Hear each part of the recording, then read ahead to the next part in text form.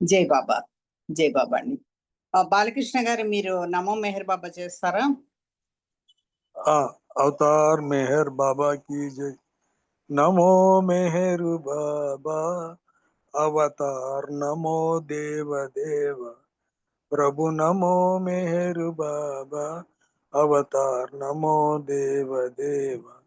अपार दिव्य कृपा सागर अपार दिव्य कृपा सागर सकल चराचर जगदुद्धार सकल चराचर जगदुद्धार नमो मेहरु बाबा अवतार नमो देव देव।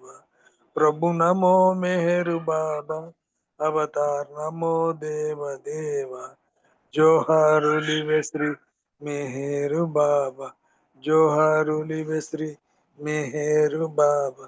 మహిని జనించిన మానవ రూప మహిని జనించిన మానవ రూప ఇహ పరానంద జీవనమీవ ఇహ పరానంద జీవనమీవ భవ భయ భంజన పరమ పావన భవ భయ భంజన పరమ పావన नमो मेहरु बाबा अवतार नमो देव देव।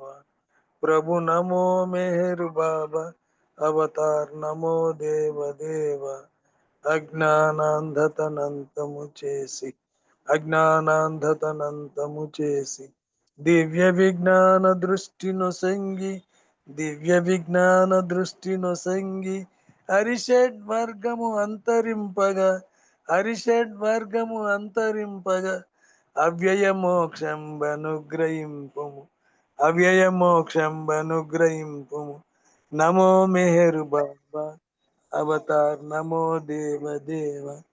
प्रभु नमो मेहर बाबा अवतार नमो देव देव।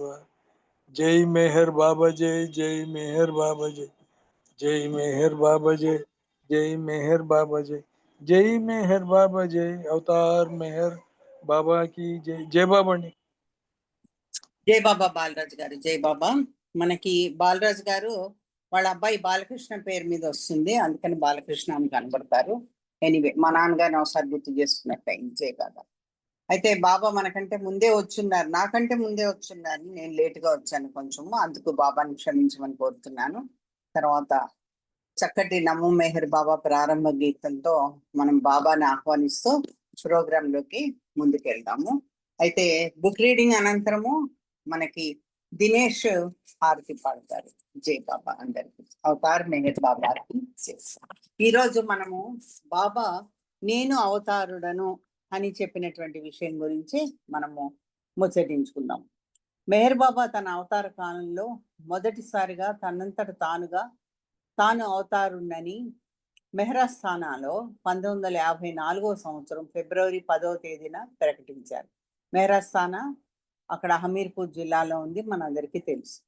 హమీర్పూర్ జిల్లా మహేవా గ్రామానికి 1 కిలోమీటర్ దూరంలో ఒక చిన్న కొండ మీద బాబా ప్రేమించే నిర్మించబడిన చిన్న ఇంటికి, అది ఒక హట్ అన్నమాట, అంటే ఒక గుడిసె, మెహరాస్థానా అని పేరు. దాని చుట్టూ క్రూర మృగాలకు నిలయమైనటువంటి దట్టమైన అడవి ఉంది.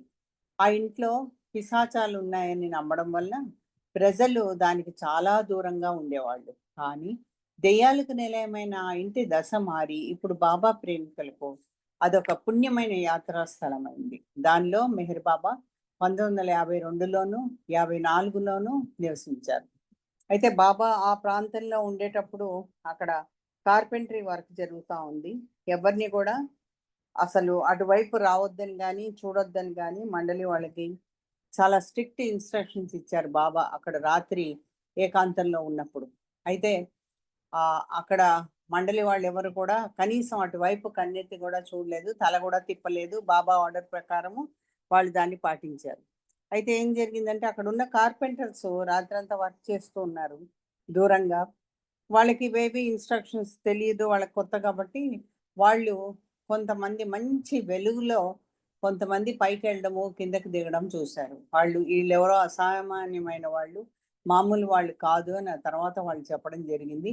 అదంతా కూడా బాబా దేవతలతోటే ఆ రోజు రాత్రి మీటింగ్ పెట్టుకున్నారు అండి, అందుకని ఎవరిని చూడొద్దని చెప్పారు. అంతటి వెలుగులో ఆ దేవతల్ని బాబాని చూసిన ఆ కార్పెంటర్లు ఎంతో అదృష్టవంతులని తర్వాత వీళ్ళకి అర్థమైంది. ఎందుకు వద్దన్నారో ఈ మండలి వాళ్ళకు కూడా తర్వాత అర్థమైంది. మెహర్ బాబా హమీర్పూర్ జిల్లాకు 1952వ సంవత్సరము నవంబర్ 19వ తేదీన చేరుకుని 27వ తేదీ వరకు ఒక గ్రామం నుండి మరొక గ్రామానికి వెళ్లే దారిలో అనేక మంది ప్రజలకు దర్శన భాగ్యం కలిగించి వారిలో ప్రేమ బీజాలు నాటారు. ఆ జిల్లాకు చేరే ముందు బాబా తన నివాసానికి దర్శనానికి కొన్ని నియమాలు విధించారు. అవి ఆయన నివసించే చోటు ప్రజలున్న ప్రాంతానికి అతి దగ్గరలో కానీ అతి దూరంలో కానీ ఉండకూడదు. మండలి బాబాకు దగ్గరలోనే ఉండాలి. ప్రజా దర్శన కార్యక్రమం పూర్తయిన పిదప ఏ ఒక్కరూ బాబాని కలుసుకోవడానికి వెళ్ళకూడదు. ఎవరు ఆయన పాదాలను తాకరాదు. బాబా ప్రేమికులు ఈ నియమాలను చక్కగా పాటించారు, నిక్కచ్చిగా పాటించారు. కానీ మహేవాలో పరిస్థితులు వ్యతిరేకంగా ఉన్నాయి. బాబా ఉండడానికి కావాల్సిన వసతి ఏర్పాటు చేయడానికి తగినంత వ్యవధి లేదు. కొండ మీద పోయి ఉన్న ఒక ఇంటిని బాగు చేయించడం తప్ప మరొక మార్గం లేకపోయింది వాళ్ళకి. మండలి సభ్యులు కొండ దిగువన ఉంటారు. నవంబర్ 11వ తేదీ నుండి 21వ తేదీ వరకు అక్కడ బాబా ప్రేమికులు మనస్సంతా కేంద్రీకరించి దట్టమైన చెట్లను నరికి కింద నుండి ఇంటి వరకు బాబా నడిచి వెళ్ళడానికి మార్గం, మెట్లు ఏర్పాటు చేశారు. అక్కడ ఉన్న దట్టమైన పొదలు, చెదలు వగైరా శుభ్రం చేశారు. పాడైపోయిన ఆ ఇంటిని వెదురు బద్దల తడకలతో కట్టి ఆవు పేడతో అలికారు. మండలి వారు ఉండడానికి కొండ దిగువన నుయ్యి వద్ద టెంట్ వేశారు. బాబా ప్రేమికుల ప్రేమతో ఆ దెయ్యాల ఇల్లు కొద్ది కాలంలోనే దేవుని గృహంగా మారిపోయింది. బాబా తన మండలితోనూ ఇతర ప్రేమికులతోనూ కలిసి 17వ తేదీ ఉదయము కాన్పూర్ చేరుకున్నారు. 75 మంది గల ఆ బృందం అర్ధరాత్రికి హమీర్పూర్ తీసుకొని వెళ్ళబడింది. సరిగ్గా అదే సమయంలో భవానీదిన్ అనే గొర్రెల కాపరి మెహరస్తానా కొండ దగ్గరలో తన చేను కాపలా కాస్తూ ఉండేవాడు. అతనికి ఊడుస్తున్న శబ్దం వినిపించింది. తర్వాత తీయని పరిమళం గాలి ద్వారా వచ్చింది. తెల్లవారిన తర్వాత అతడు కొండ మీదకి వెళ్ళి ఆ రాత్రి అక్కడికి ఎవరైనా వచ్చారేమో తెలుసుకోవాలనుకున్నాడు. అక్కడ ఎవరూ లేకపోవడం చూసి ఎంతో ఆశ్చర్యపోయాడు. కానీ ఆ సువాసన ఇక్కడ చాలా ఎక్కువగా ఉండేది. ఆ రాత్రి ఆ కొండ మీదకు ఏ బాబా ప్రేమికుడు వెళ్ళలేదని అతడు ఇతర బాబా ప్రేమికుల ద్వారా తెలుసుకున్నాడు. నవంబర్ 18, 19వ తేదీల్లో బాబా హమీర్పూర్లో ప్రజా దర్శనము ఇచ్చి అక్కడి నుండి 20వ తేదీన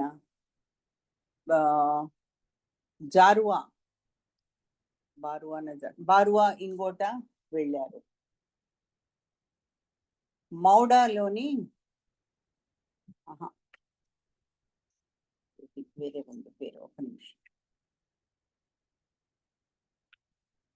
మౌడహాలోని నేషనల్ ఇంటర్ కాలేజీలో బాబా 21వ తేదీన దర్శనం ఇచ్చారు.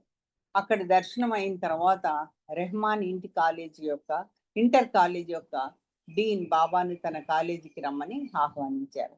ఆ కాలేజీలో దర్శనం ఇవ్వడానికి బాబా ఒక షరతుపై అంగీకరించారు. అదేంటంటే అక్కడ దర్శనానికి ముందు కొంతమంది పిల్లలు కాళ్ళు కడిగి ఆయన శిరస్సు వారి పాదాలపై ఉంచి తర్వాత ప్రతి పిల్లవానికి కొంత డబ్బు బహుమతిగా ఇస్తారు. ఈ షరతుకి డీన్ వెంటనే అంగీకరించి పిల్లల్ని ఎన్నడానికి వెళ్ళారు. ఆ పిల్లలకు డబ్బు ఇచ్చే ముందు బాబా ఏం చేస్తారో వివరించి చెప్పారు. కార్యక్రమం సంతోషంగా మొదలైంది. బాబా మొదటి పిల్లవాని కాళ్ళు కడిగి తుడిచి తన శిరస్సును ఆ బాలుని పాదాలపై పెట్టే సమయానికి అతడు వెనక్కి జరిగిపోయాడు. బాబా శిరస్సు వంచే ప్రయత్నం పాడైంది. బాబాకి చాలా కోపం వచ్చింది. పిల్లలకు త్వరగా డబ్బు పంపి ప్రజా దర్శనం ఇవ్వకుండా బాబా అక్కడి నుండి వెళ్ళిపోయారు. బాబాను అక్కడ ఉండమని ఎంత బ్రతిమలాడినా వారి ప్రయత్నం ఫలించలేదు. బాబా తన హృదయం ముక్కలైందని చెప్పారు. బాబా చుట్టూ ప్రేమికులు నిలబడి ఉన్న దారి చేసుకుని తన కారు ఎక్కి మౌడహా వదిలి వెళ్ళిపోయారు. ఆయన ఆ జిల్లాలోని కార్యక్రమం అంతా రద్దు చేసుకుని మెహరాబాదు వెళ్ళిపోవాలని అనుకున్నారు. బాబా కోపంగా ఉండడం, మిగిలిన కార్యక్రమం రద్దు చేసుకోవడం బాబా ప్రేమికులకు కంటినీరు తెప్పించింది. వారి ఆవేదనకు బాబా కరిగిపోయి తన కారుని ముందుకు పోనిమ్మన్నారు. 2 మైళ్ళ దూరం పోయిన తర్వాత కారు ఆపబడింది. బాబా కారు దిగి ఒక చింత చెట్టు మొదలుకి వీపు ఆనిచ్చి కూర్చున్నారు. బాబా ప్రేమికులు, కార్యకర్తలు వేరువేరు కార్లలో బాబా వద్దకు చేరుకున్నారు. తన హృదయం ముక్కలైందని బాబా 3వసారి చెప్పారు. ఆయన ఆ జిల్లా వదిలి వెళ్ళిపోవాలని కోరుచున్నట్టు తెలియజేశారు. అక్కడ ఉన్న ప్రతి వారి కళ్ళు దాని నుండి కారుతున్న నీరు చూసి కరుణామయుడైన బాబా చల్లబడ్డారు. ఈ అవస్థ నుంచి తప్పించడానికి ఒక మార్గం ఉందని బాబా చెప్పడం జరిగింది. అదేమంటే 14 సంవత్సరాల వయసున్న 14 మంది బాలురు దొరికితే వారి పాదాలకు బాబా నమస్కరించి ఒక్కొక్కరికి 14 రూపాయల చొప్పున ఇస్తారు. అప్పుడు బాబా నిర్ణయించబడిన కార్యక్రమం ప్రకారం ముందుకు వెళ్తారు. అప్పుడు ప్రతి వారి మొహంలోనూ ఆనందం కనిపించింది. 14 మంది బాలులను వెతకడానికి ఏకగ్రీవంగా అందరూ అంగీకరించారు. బాబా తర్వాత కార్యక్రమం మహేవా గ్రామం. బాబా బృందం అంతా ఆ గ్రామం ముందు వైపు కదిలింది. ఆ గ్రామానికి వెళ్లే రోడ్డు బురదతో ఉంది. ఆ ఊరు చేరే ముందు ఒక కాలువని దాటవలసి ఉంది. ఎడ్ల బండి మాత్రమే కాలువను దాటగలదు. బాబా కాలువ దాటడం ఒక సమస్య. ఆ కాలువను తాత్కాలికంగా మూసి బాబా కారుకి దారి ఏర్పాటు చేశారు. అక్కడ ప్రేమికులకు అనుభవం లేకపోయినందువలన బాబా కారు ఆ బురదలో దిగిపోవచ్చునని గ్రహించలేకపోయారు. కారు కాలువ దాటుతున్నప్పుడు డ్రైవర్ కూర్చున్న వైపున కూరుకుపోవడం మొదలుపెట్టింది. కారు దిగిపోవడానికి ఎక్కువ అవకాశం ఏర్పడింది. కారు తిరగబడిపోవడానికి ఎక్కువ అవకాశం ఏర్పడింది. ఆ ప్రమాదం నుండి ఎలా తప్పించాలో డ్రైవర్కి తెలియలేదు. కానీ కరుణామయుడు బాబా డ్రైవర్ భుజం మీద చెయ్యి వేసి కారుని ముందుకు పోనిమ్మని సౌమ్య చేశారు. అద్భుతం జరిగినట్టుగా కారు కాలువని దాటిపోయింది. అక్కడ చూస్తూ ఉన్న బాబా ప్రేమికులు ఎంతో ఆనందించే విధంగా ఆ మహా విపత్తు తప్పించబడింది. బాబా దర్శనం కోసం వేచున్న గుంపులో నుండి మున్నాలాల్ ద్వివేది అనే యువ బాలకుణ్ణి బాబా చూపించి పిలిపించారు. ఆ బాలుని మండలిలో ఉంచాలని బాబా కోరి అతని వయస్సు అడిగారు. వెంటనే 14 సంవత్సరాలని ఆ బాబు చెప్పడం జరిగింది. బాబా వద్ద నుండి బహుమతి పొందే 14 మంది బాలుల్లో ఆ బాలుడికి పేరు కూడా చేర్చమని అక్కడ కార్యకర్తలకు ఆ బాలుడి పేరు కూడా చేర్చమని అక్కడ కార్యకర్తలకు బాబా చెప్పారు. సూర్యాస్త సమయానికి ముందే బాబా మెహరాజ్ స్థాన్లోని ఇంటికి చేరుకున్నారు. అది సృష్టికి ప్రభు అయిన బాబాకి ఇల్లు అయింది. అక్కడ చేసిన ఏర్పాట్లకు బాబా చాలా సంతోషించి కార్యకర్తల్ని పిలిపించి అందరికీ ఆలింగనం ఇచ్చారు. ఆ ఇంటిని చూడడానికి మండలి వారిని కూడా పిలిచారు. బాబా ప్రేమికులు చేసిన ప్రయత్నాలకు ప్రతి కార్యకర్తను బాబా మెచ్చుకున్నారు. ముఖ్యంగా ఇంటి గోడలను ఆవు పేడతో అలికిన స్త్రీలను మెచ్చుకున్నారు. ఆ ఇంటి యజమాని ఎవరు, ఆ ఇంట్లో ఎవరు నివసించారు అని బాబా అడిగారు. అది 2 దెయ్యాల యొక్క ఇల్లు అని ఒక కార్యకర్త సిగ్గుపడుతూ చెప్పాడు. మండలికి ఆశ్చర్యంతో కూడిన భయం పుట్టింది. కానీ బాబా చాలా సంతోషించినట్లు కనిపించారు. ఇది జరిగాక 14 సంవత్సరాల వయసు గల 14 మంది బాలుర కొరకు 14 మంది బాలుర కొరకు బాబా కార్యకర్తలు ప్రయత్నించారు.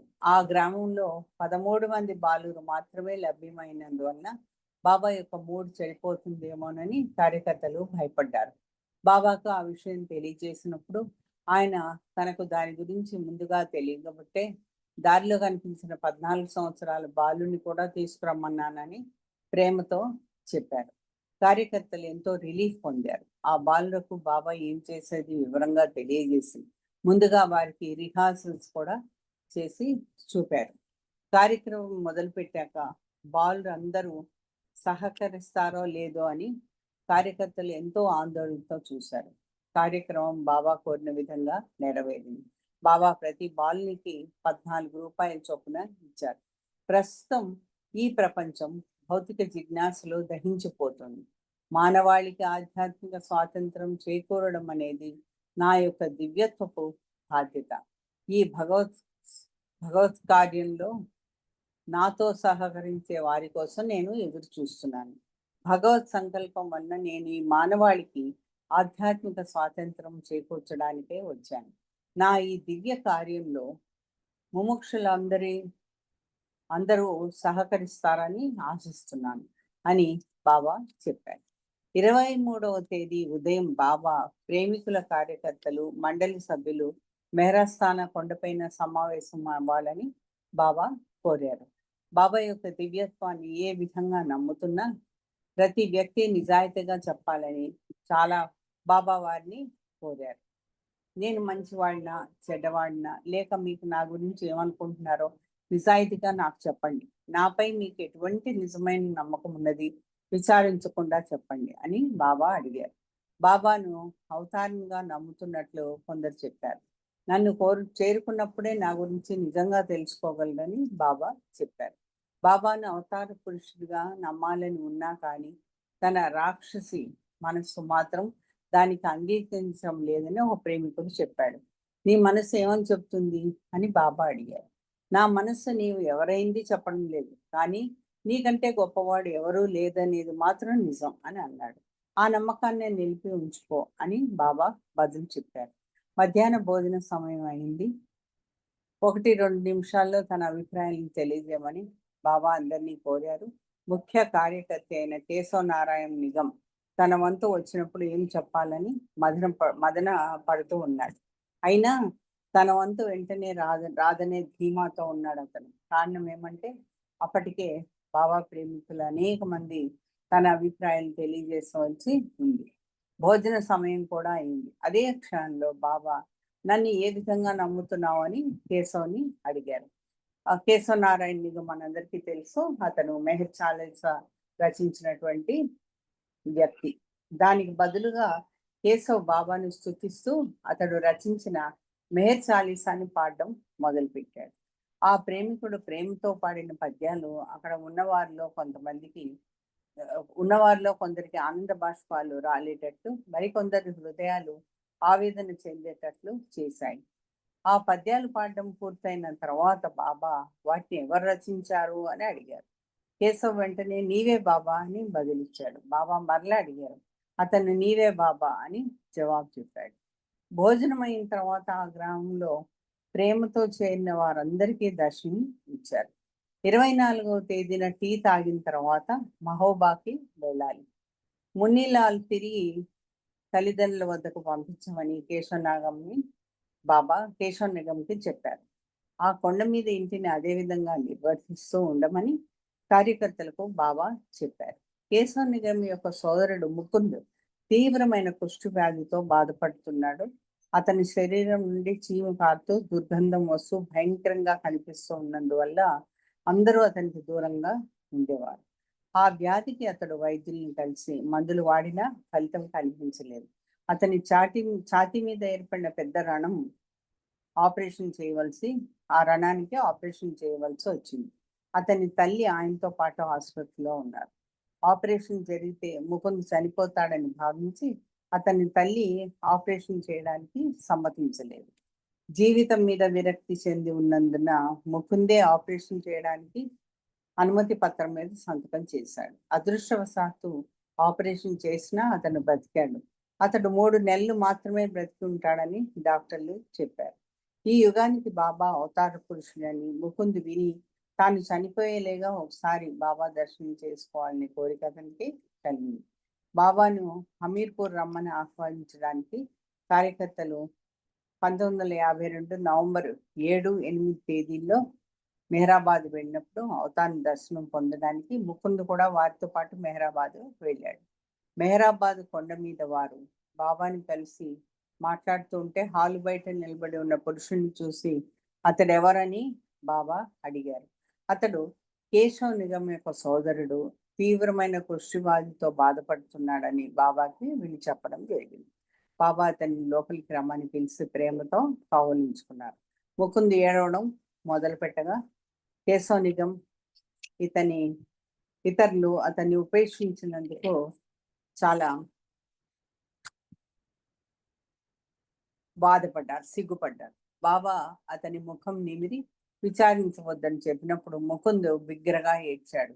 మనోవ్యాకులంతో దట్టమైన చీకట్లో మునిగి ఉన్న ముకుందుకు ఇప్పుడు ఆశాకిరణం ఏర్పడింది. బాబా మహేవా గ్రామం చేరిన వెంటనే తన్ని కలుసుకోమని, అంతకుముందు 24 గంటలు ఉపవాసం ఉండమని ముకుంద్తో బాబా చెప్పారు. అందరూ తిరిగి ఎవరి ఇళ్లకు వాళ్ళు చేరుకున్నారు. 1952వ సంవత్సరం నవంబర్ 21వ తేదీ సాయంత్రం బాబా మహేవా చేరారు. బాబా కారుని చూడగానే ముకుంద్ ఆనందానికి అవధులు లేకపోయాయి. బాబా ముకుంద్కి ఒక యాపిల్ ప్రసాదంగా ఇచ్చి, దానిని తినే ముందు ఈ క్రింద విధంగా చేయగలిగినంత బిగ్గరగా ప్రార్థన చేయమని చెప్పారు. అదేంటంటే, ఓ పరమాత్మ, బాబా ఆశీస్సుల వల్ల 1953వ సంవత్సరం ఏప్రిల్ 19వ తేదీ లోగా నా వ్యాధి పోవాలి. ముకుంద్ బాబా చెప్పిన ప్రార్థన చెప్పగలిగినంత బిగ్గరగా చెప్పి తర్వాత యాపిల్ పండు తిన్నాడు. 24వ తేదీ బాబా మెహరస్థానా విడిచిపెట్టినప్పుడు ముకుందిని ఆ ఇంట్లో నివసించమని, ప్రతిరోజు దాన్ని శుభ్రం చేయమని, బాబా నామాన్ని నిరంతరం ప్రేమతో జపించమని చెప్పారు. భయంకరమైన తన వ్యాధి పోతుందనే ఆశతో ముకుంద్ ఆ ఇంట్లో ఉండి బాబా చెప్పినట్టు చేస్తూ ఉండగా అతని పరిస్థితి రోజు రోజుకి క్షీణిస్తున్నది. అతనికి ఓపిక నశించిపోయి 15వ తేదీన నిద్రపోయే ముందు గట్టిగా ఏడ్చాడు. అతను బాబాను ప్రేమించి బాబా నామాన్ని గత 5 నెలల నుండి నిరంతరం జపించాడు. 1953వ సంవత్సరం ఏప్రిల్ 15వ తేదీ ఉదయం అతను నిద్ర లేచేసరికి అతని పొళ్ళన్నీ నయమైపోయి అతని వ్యాధి అతని నుండి పూర్తిగా పోయింది. అతడు సంతోషంతో నృత్యం చేసి బాబా చేసిన మహిమను తెలియజేయడానికి ఊళ్ళోకి పరిగెత్తాడు. గ్రామస్తులందరినీ అతన్ని చూడడానికి వచ్చారు. ముకుందని చూసి వాళ్ళ కళ్ళని వాళ్ళు నమ్మలేకపోయారు. వారు బాబాని స్తుతించారు. బాబా మెహరస్థానా వదిలి వెళ్ళిన తర్వాత అక్కడికి అనేక మంది సాధువులు, ఋషులు వెళ్ళి చూశారు. వారు బాబా ప్రేమను గాఢంగా అనుభవించారు. మెహరస్థానాల్లో నిండి ఉన్న ప్రశాంతత ఇండియాలోని ఏ పుణ్యక్షేత్రంలోనూ అనుభవించలేదని వాళ్ళు చెప్పారు. బాబా హమీర్పూర్ జిల్లాను మరొకసారి 1954వ సంవత్సరం ఫిబ్రవరి 3 నుండి 10వ తేదీ వరకు సందర్శించారు. ఆయన ఫిబ్రవరి 9వ తేదీని మెహరస్థానా చేరారు. అక్కడ దర్శన కార్యక్రమం లేదు కదా, ఎందుకు వారు తన గురించి ఎదురు చూస్తున్నారని బాబా కేశవన్ అడిగారు. అక్కడ దర్శన కార్యక్రమం లేదని వారికి తెలుసునని, అయినా కానీ బాబా కారులో వెళ్తున్నప్పుడు ఆయన యొక్క ప్రేమ దృష్టి వారిపై పడుతుందని వారు ఎదురు చూస్తున్నట్టు కేశవ్ బాబాకి తెలియజేశారు. ప్రేమ ప్రియతమ బాబా ఆ పేద ప్రజల యొక్క ప్రేమకు ముగ్ధుడై వారికి దర్శనం ఇవ్వడానికి బాబా అంగీకరించారు. ఆ రోజు తనకు ఆకలి లేదని, భోజనం చేయనని బాబా కేశవ్కి చెప్పారు. ఆ రాత్రి అంతా ఒక మీటింగ్ను నిర్వహించదలిచినట్టు మండలి సభ్యులు, బాబా ప్రేమికులు, కార్యకర్తలు దానిలో పాల్గొనాలని, కానీ దానిలో స్త్రీలు, పిల్లలు పాల్గొనరాదని బాబా కేశవ్తో చెప్పారు. అందరూ 9 గంటల లోపల భోజనం పూర్తి చేసుకుని సమావేశానికి రావడానికి సిద్ధంగా ఉండాలని బాబా చెప్పారు. బాబా దర్శనం ఇవ్వడానికి రాగానే తనకు ఆకలిగా ఉందని, అరగంట లోప తనకి భోజనం అందజేయాలని చెప్పి కార్యకర్తలకు ఆశ్చర్యం కలిగించారు. బాబా కోరిన విధంగానే అరగంటలో భోజనం అందించారు. రాత్రి 9 గంటలకు కార్యక్రమం ప్రారంభమైంది. బాబా ఆ ఇంట్లో ఒక పరుపు మీద కూర్చున్నారు. మండలి సభ్యులు, కార్యకర్తలు ఆ ఇంటి చుట్టూ ఉన్న చెట్ల కింద కూర్చున్నారు. ఆ కార్యక్రమం 9వ తేదీ రాత్రి అంతాను 10వ తేదీ ఉదయం వరకు కొనసాగింది. 9వ తేదీ రాత్రి నుంచి 10వ తేదీ ఉదయం వరకు కొనసాగింది. అక్కడ కవాలి ఏర్పాటు చేయడం జరిగింది. గాయకులు తమ గాన మాధుర్యంతో బాబాను ఆనందపరిచారు. వారి గానం అక్కడ ఉన్న వారి హృదయాలను పరవశింపజేసింది. అందరూ బాబా ప్రేమను అనుభవించారు. అర్ధరాత్రి దాటి 50 నిమిషాలు అయిన తర్వాత బాబా తన ముందు చేతులు కట్టుకుని ఉన్న కేశవుని పిలిచారు. నీవిప్పుడు ఎంతటి అదృష్టాన్ని పొందబోతున్నావో నీకు తెలియదు అని బాబా చెప్పారు. బాబా ఈ విధంగా చెప్తూ తన అక్షర ఫలకం మీద అవతార్ మెహర్ బాబా కీ జై అని చూపించారు. బాబా అదే విధంగా 3 సార్లు చూపిస్తూ జై అని చూపిన ప్రతిసారి తన కుడి చేతిని పైకి ఎత్తారు. ఈ సమయంలో నేను చాలా సంతోషంగా ఉన్నాను. నా అవతార కాలంలో నా అంతట నేనుగా మొదటిసారిగా నేను అవతారునని ప్రకటించాను. నా మౌనం గురించి, అవతార ప్రకటన గురించి మేనిఫెస్టేషన్ తర్వాత మీరు తెలుసుకునేటట్టు చేస్తాను. అంటే ప్రకటీకరణ తర్వాత మీరు తెలుసుకునేటట్టు చేస్తాను. నేను త్వరలో మౌనం విరమణ చేస్తాను. నా భౌతిక శరీరాన్ని విడిచిన 700 సంవత్సరాల తర్వాత మళ్ళీ వస్తాను అని బాబా అక్షర ఫలకం ద్వారా తెలియజేశారు. చారిత్రాత్మకమైన ఈ ప్రకటన తర్వాత బాబా అందరికీ కాళ్ళు, చేతులు, ముఖాలు కడుక్కొని రమ్మని చెప్పారు. అందరూ తిరిగి సమావేశమైన పిదప అందరినీ ప్రభుస్తుతి, పశ్చాత్తాప ప్రార్థనలు చేయమని అడిగారు. బాబా తాను అవతారాన్ని ప్రకటించిన తేదీ 1954వ సంవత్సరము ఫిబ్రవరి 10. పార్సీ క్యాలెండర్ ప్రకారం బాబా 60వ పుట్టినరోజు అయింది. అది తర్వాత మిగతాది మనము రేపు చెప్పుకుందామండి. అవతార్ మెహర్ బాబాకి జై. దినేష్ जय बाबा। జై బాబా. హారతి బొమ్మ బాబా. अवतार मेहर बाबा की जय। मन सुहारती दे, मन सुहारती दे, मन सुहारती दे, महिमान्वित मंगल चरणा, मेहर बाबा प्रेममया नीवे देवे माको माको सर्वमया मन सुहारत है।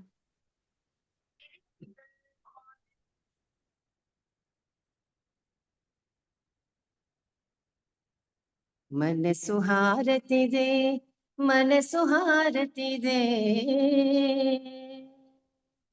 श्रीकर मौनी सुंदर रूपम, शुभकर मौ आनंद स्वरूपम, श्रीकर मौनी सुंदर रूपम, शुभकर मौ आनंद स्वरूपम, विमल दया गुण प्रेम स्वरूपम, विमल दया गुण प्रेम स्वरूपम, निरुपम तेजो विलसित सत्य स्वरूपम, मेहर बाबा प्रेममया नीवे माको सर्वमया, मेहर बाबा प्रेममया नीवे माको सर्वमया, मन सुहारती दे, मन सुहारती दे,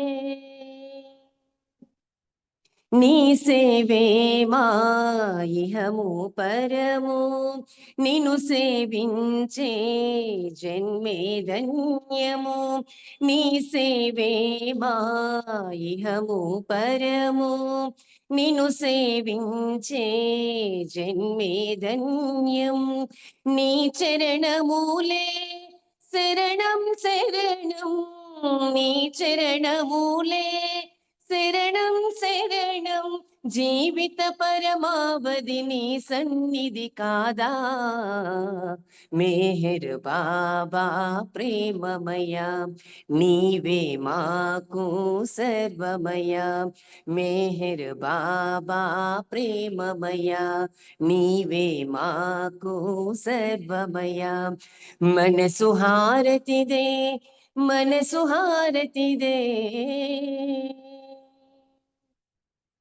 मानस चोरा मदिगै कोरा, शाश्वत मौनी दरिरानीरा, मानस चोरा मदिगै कोरा, शाश्वत मौनी दरिरानीरा, अंजलितो मा మనసులు నీకు, అంజలితో మా మనసులు నీకు, హారతి చేసాము నేడు మౌన స్వరూపా, మెహర్ బాబా ప్రేమమయా నీవే మాకు సర్వమయా, మెహర్ బాబా ప్రేమమయా నీవే మాకు సర్వమయా, మనసు హారతి దే మనసు హారతి దే మనసు హారతి దే మహిమాన్విత మంగళ చరణా మేహర్ బాబా ప్రేమమయ నీవే మాకు సర్వమయ మేహర్ బాబా ప్రేమమయ నీవే మాకు సర్వమయ మనసు హారతి దే మనసు హారతి దే అవతార్ మెహర్ బాబా की జై జై బాబా ఆంటీ థ్యాంక్ యూ అందరికీ జై బాబా జై బాబా దినేష్ జై బాబా చక్కటి పాటని అందించావు మంచి హారతితో ఈ రోజు మనం ఈ కార్యక్రమాన్ని ముగించుకుంటున్నాము. ఈ అవకాశం ఇచ్చిన బాబాకి ధన్యవాదాలు చెప్తూ మీ అందరు కూడా నాకు సహకరించినందుకు మీకు కూడా ధన్యవాదాలు చెప్తూ అందరికీ జై బాబా. మళ్ళీ రేపు ఇదే సమయానికి మనము కలుసుకుందాం. అవతార్ మెహర్ బాబాకి జై. అందరికీ జై జై బాబా. బాబా అండి. జై అందరికీ బాబా. జై బాబా అండి, అందరికీ జై బాబా. జై బాబా అండి. అందరికీ జై బాబా. బాబా అందరికీ జై బాబా అండి. జై బాబా. జై బాబా. జయలక్ష్మి జై బాబా. జై బాబా.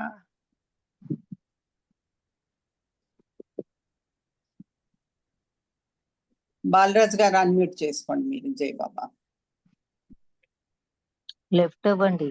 లెఫ్ట్ అవ్వండి. అదే జై బాబా. ఓకే అరుణ జై బాబా. ఒక జై బాబా.